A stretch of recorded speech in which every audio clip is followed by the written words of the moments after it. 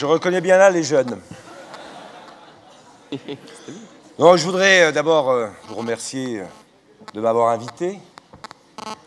Et ça a été fait avec insistance et à juste titre, même si je dois partir vers la Normandie pour lancer avec les paniers normands de tous les produits agricoles et alimentaires normands les commémorations qui auront lieu demain, le 6 juin.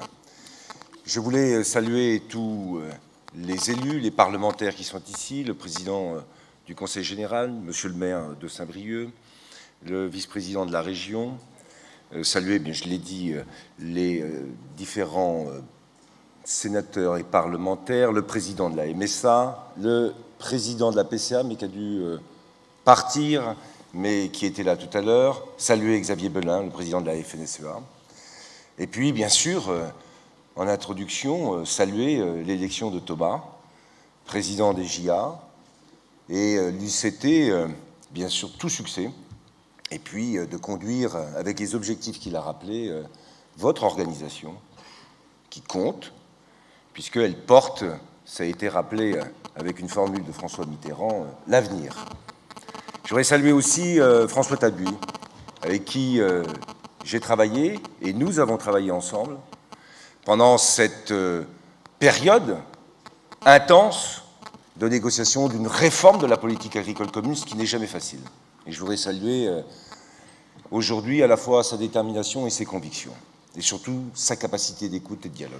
Et je souhaite vraiment qu'entre le ministère et JA, on poursuive ce travail qui a apporté dans les grands choix que nous avons faits. Grands choix sur la question de la réforme de la politique agricole commune. Oui, c'est vrai.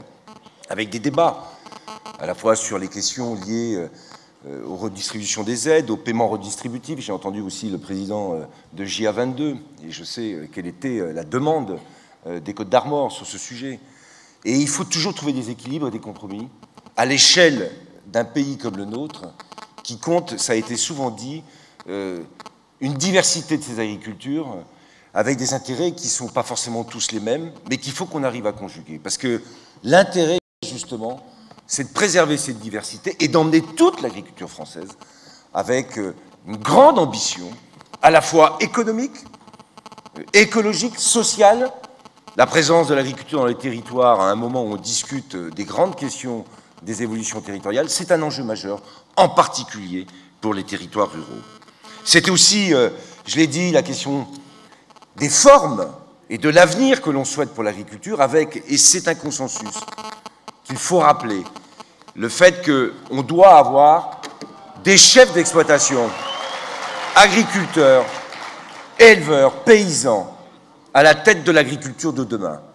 Et ça, c'est un enjeu majeur, ça a été les discussions que nous avons eues, et le choix que j'ai fait dans la négociation de la politique agricole commune, avec les GAEC qui étaient menacés de ne pas être maintenus en tant que structure juridique, et la transparence, de faire en sorte qu'on aille dans ce sens-là. Ce n'est pas pour renoncer, ni considérer que d'autres choix ne sont pas possibles, mais c'est pour faire en sorte que demain, je le rappelle, et ça a été dit d'ailleurs, on est à la tête de l'ensemble de nos exploitations des agriculteurs, chefs d'exploitation, responsables, parce que c'est comme ça que l'agriculture assurera sa pérennité et surtout sa diversité. C'est dans ces débats qu'on a aujourd'hui, que j'ai encore avec la Commission européenne sur cette transparence et sur les possibilités qui doivent être offertes d'évolution sur les statuts sociétaires. Le GAEC étant reconnu, la transparence étant reconnue, il faut qu'on soit capable de faire évoluer des statuts pour ceux qui ne sont pas en GAEC, en particulier, et je le dis, ça c'est un accord qui a été obtenu avec la Commission, lorsqu'il y a un changement, un agrandissement, un apport de capital, toute modification en termes de statut pour aller vers le GAEC sera ouverte et sera possible. Reste un point qui pour moi est important aussi, ça a été rappelé, c'est la possibilité pour les conjoints qui avaient à une époque, parce que les règles et le cadre juridique ne leur avaient pas permis d'aller vers le GAEC et qui ont fait le choix des EARL, de pouvoir revenir et faire, s'ils le souhaitent, le choix du GAEC et donc le choix de la transparence. C'est une discussion que j'ai encore avec la Commission, et il y a 3 semaines avec le commissaire européen, parce que c'est un sujet sur lequel, à l'échelle européenne, il y a quelques difficultés à le faire accepter, mais c'est l'objectif du ministre, et là-dessus, je voulais l'indiquer aujourd'hui, ici, devant JA. Vous avez évoqué aussi la réforme de la politique agricole commune avec le dernier CSO, et les grands objectifs sur les aides couplées. Il y avait des demandes de JA, en particulier pour qu'à chaque fois, sur ces aides couplées, on ait des mesures spécifiques pour l'installation et le renouvellement. Elles sont, et je les ai présentées, indiquées, que ce soit sur la production bovine avec la PM TVA, ou que ce soit aussi sur les aides laitières, à chaque fois, ou les aides ovines, il y a des mesures spécifiques pour assurer l'installation et favoriser cette installation dans ces aides couplées. C'était une demande de JA depuis le départ. Je pense que c'est un élément important. Elle s'ajoute d'ailleurs à ce qu'a été le débat aussi à l'échelle européenne avec ce qu'on appelle le top-up ou la prime pour l'installation qui existe, qui maintenant va se mettre en œuvre. Les discussions, bien entendu, à partir de 2015, vont commencer, mais c'était une revendication, elle est maintenant une réalité, et c'est vrai qu'au début, dans les discussions que nous avions eues, François s'en rappellera, et vous aussi, puisque Thomas, tu y étais aussi, ce n'était pas gagné d'avance sur ce sujet. C'est un progrès, et c'est une volonté française, et maintenant à l'échelle européenne, de considérer que dans la politique agricole commune, dans son premier et deuxième pilier, il doit y avoir une politique spécifique pour renouveler les générations en agriculture, en France, mais aussi, et c'est important de le rappeler, à l'échelle européenne. Vous avez évoqué, vous avez souhaité, et c'est aussi ce qu'a évoqué Xavier Benoît, mettre en place le fameux registre sur l'agriculture. Essayer de définir ce que peut être dans le métier de l'agriculture, les différents métiers. Ça a été rappelé d'ailleurs, tous ces métiers sont, selon les cas, avec des situations différentes. Et donc ce registre, dans le cadre du débat sur la loi d'avenir, première lecture à l'Assemblée, première lecture au Sénat, deuxième lecture à l'Assemblée bientôt, eh bien aujourd'hui semble avancer, et j'en suis très satisfait, vers un consensus assez large qui permettra à l'agriculture d'avoir d'ailleurs ce que d'autres métiers ont. Sur les chambres des métiers, il y a des registres. Et donc, je pense que nous sommes en train de mettre en place ce registre pour définir l'actif agricole, ça a été dit, même si l'actif agricole peut être aussi plus réactif, ça a été rappelé. Et je crois que sur ce débat-là, il reste des arbitrages qui sont en cours sur la gestion de ce registre, sur la gestion globale, et en particulier entre la mutualité sociale agricole et les chambres d'agriculture, mais les dernières réunions qui ont eu lieu me laissent à penser qu'on va aller vers la bonne solution et la capacité d'avoir à partir de là un véritable répertoire, un vrai registre qui permettra de définir à l'avenir le statut et ce qui constitue l'actif et l'activité agricole. Vous avez, bien sûr aussi, Monsieur le Président, rappelé les grands enjeux qui avaient été ceux des assises de l'installation, dans lesquels, quand même, en l'espace d'1 an et demi, tout un tas de propositions et de décisions, qui se retrouvent d'ailleurs dans la loi d'avenir, ont été largement repris. Si je pense, par exemple, à la grande question liée à la surface minimum d'installation pour passer maintenant à l'activité minimale d'assujettissement, tout un tas de questions qui ont été évoquées justement sur l'accès à l'installation et à l'activité agricole. Tous ces sujets des assises ont permis d'avancer et ont été des éléments centraux de la discussion de la loi. Et je pense qu'on peut se féliciter de la manière dont tout ça s'est passé, de la discussion et de l'écoute qui a eu lieu, et puis surtout, je le dis aussi et surtout, des résultats que ça donne. Puisque la loi, elle sera votée et que toutes ces grandes questions, toutes ces discussions se traduisent aujourd'hui par des réalisations. Je voudrais en particulier indiquer que pour le ministère, pour moi, le point accueil-installation va être un enjeu majeur. Il faut qu'on ait une clé et un endroit où se fait l'accueil, c'est-à-dire le passage de quelqu'un qui vient pour chercher à s'installer vers l'installation. Et ce point accueil-installation doit être un élément structurant de cette politique de renouvellement des générations et de cette politique d'installation. J'ai même entendu d'ailleurs que du côté des Côtes d'Armor, ils pensaient à un réseau, comment vous avez appelé ça? Accueil-transmission.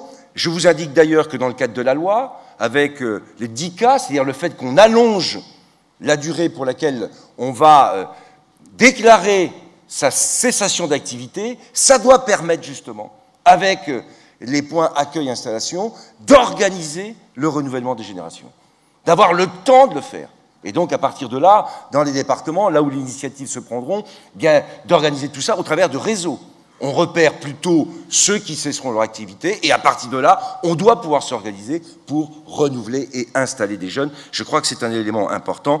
Donc, sur le point accueil-installation, je prends l'engagement ici de renforcer les financements qui existent aujourd'hui, autour de 2 millions d'euros, pour faire en sorte qu'on structure l'ensemble de notre dispositif avec JIA autour de ces points accueil-installation. Je sais que vous y êtes attachés et je pense que c'est une bonne manière de s'organiser pour permettre cette installation et de la fluidifier et surtout de donner à tous ceux qui le souhaitent les informations nécessaires.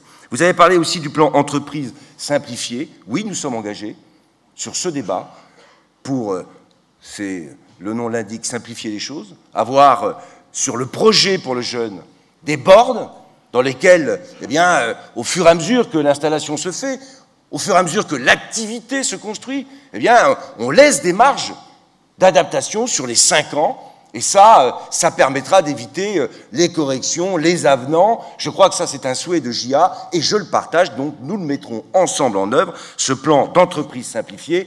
Je crois que c'est aussi une manière de donner des gages et une solidité à l'installation du jeune. Vous avez aussi indiqué sur les outils des JA pré-bonifiés. Est-ce qu'il faut les maintenir? Oui, il faut les maintenir. Donc là-dessus, l'engagement du ministre est clair, les deux. En même temps, on le sait, on a discuté et on les adapte avec des modulations. Et je pense que là, il y a eu des progrès qui ont été faits. Et c'est très important qu'on continue dans ce sens. Et puis sur les pré-bonifiés, il faut là aussi qu'on soit capable de s'adapter. On est dans une situation aujourd'hui, avec des taux d'intérêt qui sont extrêmement bas. Quelle sera la situation de demain? Je ne l'anticipe pas. Donc c'est pourquoi je préfère garder les outils, mais en même temps les adapter pour qu'on soit le plus efficace possible. Vous le savez, dans le débat budgétaire aujourd'hui, le ministre de l'Agriculture, il est comptable comme les autres de la réduction de la dépense publique et des déficits. Parce que c'est un enjeu national. Cette phase est nécessaire. Mais il faut qu'on soit capable, ensemble, de préserver les outils qui seront demain et aujourd'hui les éléments d'une installation et d'un renouvellement des générations en agriculture précieux. C'était aussi une demande que vous aviez faite. Je vous confirme ce matin que sur ces deux points-là, des JA et pré-bonifiés, ils seront maintenus, adaptés, modulés, mais avec un objectif, les garder, car aujourd'hui, il y a une situation que vous connaissez, demain, elle pourra être différente. Je voudrais, à partir de là aussi, vous dire que sur l'ensemble des éléments liés à la loi d'avenir, sur le contrôle des structures, ensemble de sujets extrêmement importants. Il reste les deuxièmes lectures. Mais des progrès ont été faits dans un débat toujours difficile entre l'agrandissement et l'installation. Et là aussi, ne laissons pas croire que l'agrandissement, ça serait quelque chose de systématiquement en opposition avec la volonté de renouveler les générations. Les gains de productivité, l'évolution de l'agriculture ont nécessité un agrandissement. Mais il faut qu'on évite des agrandissements systématiques. Le choix de société pour s'agrandir en dehors des règles, c'est tous les enjeux qu'on a débattus, et ça a été long, et à l'Assemblée et au Sénat, dans le cadre de la loi d'avenir. JA le sait, sur cette question, vous étiez mobilisés. Je crois qu'on a avancé avec cet objectif, donner des moyens aux SAFER, faire en sorte qu'elles puissent agir pour justement préserver l'installation. Ça fait aussi partie des grands enjeux de cette loi d'avenir et des choix de JA. Je voudrais terminer, parce que j'avais proposé à Thomas qu'on puisse ensuite discuter et que je puisse répondre à des questions, ça sera plus simple que de faire un grand discours, mais je voudrais terminer par terre de gym, vous dire que le ministère et le ministre sont en soutien de cette initiative. que moi j'y serai bien sûr, mais je crois que l'enjeu n'est pas celui du ministre de l'Agriculture et j'en ai parfaitement conscience. Mais il faut qu'on s'organise. Vous avez lancé cette belle idée, et c'était François Tabu, je crois, au Salon de l'Agriculture, au moment où on avait signé un accord sur l'agriculture familiale, Terre de Gym, et la présentation qui a été faite est parfaitement explicite.